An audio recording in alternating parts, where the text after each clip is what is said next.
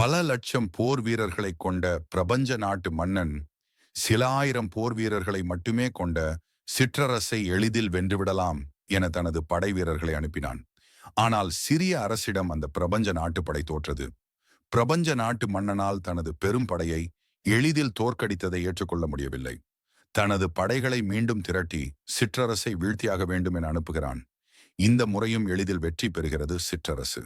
ஒரு சாதாரண சிற்றரசு தன்னை தோற்கடித்து விட்டது என்ற ஆணவம் தலைக்கேறி மீண்டும் படையை திரட்டி போருக்கு அனுப்புகிறான்.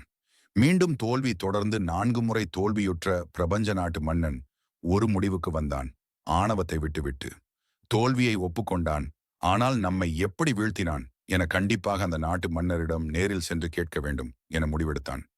பயணத்தை தொடர்ந்தான். செல்லும் வழியை மறித்து ஒரு மிகப்பெரிய மரம் ஒன்று விழுந்தது. வீரர்கள் மரத்தை வெட்டி பாதையை சரி செய்தனர்.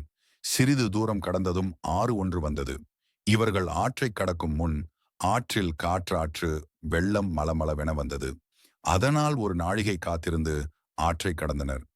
இறுதியில் சிற்றரசு மன்னரை சந்தித்த பிரபஞ்ச நாட்டு மன்னன், என் ஆணவத்தை அளித்தவனே சொல், எப்படி என் பெரும் சேனையை உன் சிறிய படை தோற்கடித்தது என கேட்க, அதற்கு சிற்றரசு மன்னன், பிரபஞ்ச நாட்டு மன்னனே, என்னை சந்திக்க வரும் பொழுது மரம் ஒன்று விழுந்ததல்லவா, அது தானாக விழவில்லை, நானே விழ வைத்தேன். ஆற்றில் தண்ணீர் கூட நான் திறந்து விட்டதால் வந்தது. என்னை சந்திக்க வேண்டும் என்று நீங்கள் முடிவு எடுத்து இருக்கலாம். ஆனால் எப்பொழுது என்னை சந்திக்க வேண்டும் என்று நானே முடிவு செய்வேன்.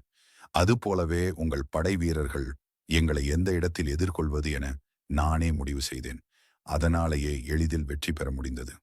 வெற்றி என்பது வெறும் எண்ணிக்கையால் வருவதில்லை. யாரிடம் நேரத்தை, இடத்தை, சூழ்நிலையை கட்டுப்படுத்தும் புத்திசாலித்தனம் இருக்கிறதோ அவரே வெற்றி பெறுவார். இங்கு பிரபஞ்ச நாட்டு மன்னன் தனது போர் வீரர்களின் எண்ணிக்கையை மட்டுமே கருத்தில் கொண்டு போருக்கு சென்றான், தோற்றான். இந்த கதையை உங்களுக்கு பிடித்திருந்தா லைக் பண்ணுங்க, சப்ஸ்கிரைப் பண்ணுங்க. நன்றி.